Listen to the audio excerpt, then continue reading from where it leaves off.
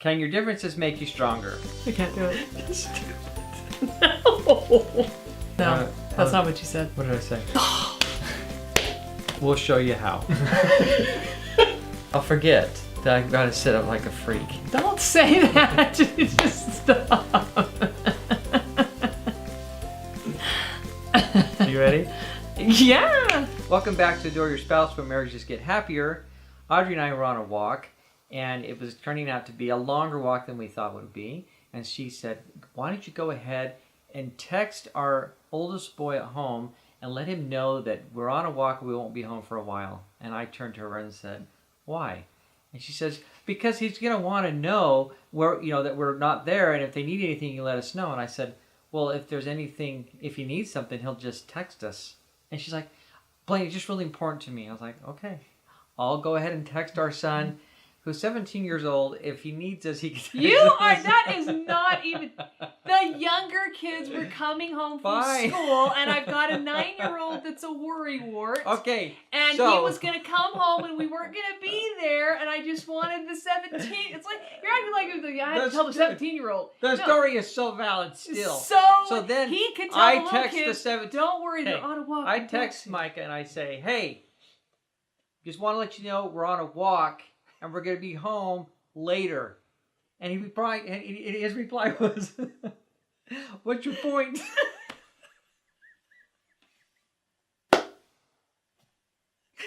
Boom! I was right! Totally pointless. If our worrywart son that's 9 is worried.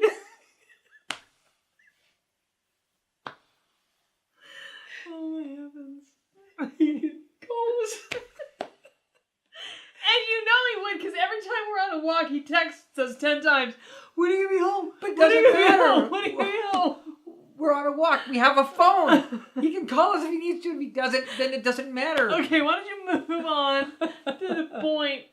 The point is, don't text your kids. Oh my God. The point is, she's acting like a woman. Doing a good job of it, too. And I'm acting like a man. And my son, who's approaching manhood, responded the same way. So, your differences really can make you stronger. I'm not sure how now, but it's really a lot of fun.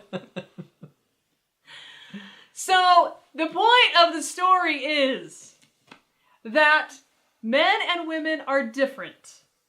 And it's important that you're different, and it's good that they're different. And you shouldn't say to yourself, I mean, his response was, that's not a manly thing to do. Well, of course it wasn't. As a man, I can see no point. But as a mom, I thought it was a great thing to do, and it wasn't doing anybody harm. And so he put his, pride aside or whatever, and was like, okay, that's important to you. But had it been I can get that you're a woman, and you're the mom, and you've got some emotion tied in there. I'm just going to go ahead and do it because it'll make you happy. It's not going to hurt anything. But had it been my daughter that I was texting, I would have been more, oh yeah, we probably need to text my daughter because she's a girl. I don't know. It's just, I got to protect her and I want to let her know. But it was because it's my son and he's almost an adult. It's like, well, what's the point? Yeah, so it's pointless. You were talking about the... Well, Men Are From Mars, Women From Venus have sold over 50 million copies. Holy cow. And... as we were talking about it, why such an impact? Why, and why so popular? I mean, just the title probably sold in 20 million copies, or at least I'm sure. Yeah, and there's a lot of details, bogged down information. There's some good stuff, but there is some stuff that's not fabulous, but there's some really good stuff in it. But I think what happens is we were discussing is maybe just a kind of retaliation of the feminist movement where we're trying to equalize men and women, and really men are different and women are different, and women have strengths and men have strengths. It was like this revolutionary ideas in the 80s or whenever it was that it came out that apparently we all needed to be reminded that we're really different and that those differences are good. Yeah. They're not just okay, they're good, they're fantastic. And, there's a lot of anger and frustration and resentment that it takes place in marriages simply because men are being men and women are being women. And the media and political correctness, all those things have played a role into thinking that we're not different.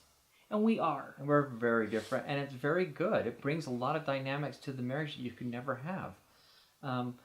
in intimacy, we're almost opposite in every way, but that brings something very Makes special. intimacy way better. And in just how parenting, there's all kinds of studies to show you need the dad and the mom to raise the kids the very best way. You know, there's just sometimes the kids just need to be toughened up, and the dad's going to help them do that. Sometimes they need to be loved and cuddled, and not that the man can't do that, but it's just not as natural, and it's more natural for the women, generally speaking.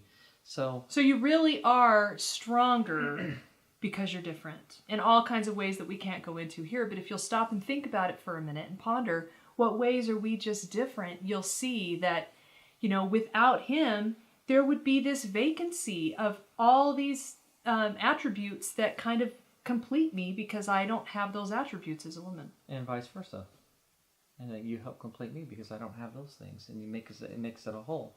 So our challenge to you this week is to is if you're really struggling with this and you don't and you kind of resent your spouse or whatever because they're different than you, then we challenge you to study and start understanding gender differences. You could get Men Are From Mars, Women Are From Venus. Well, sure. There's some great things that really helped our marriage at one point. So challenge you to do that and to study it and to learn more about them. And to love and respect those differences. Yep. To begin to be grateful for them.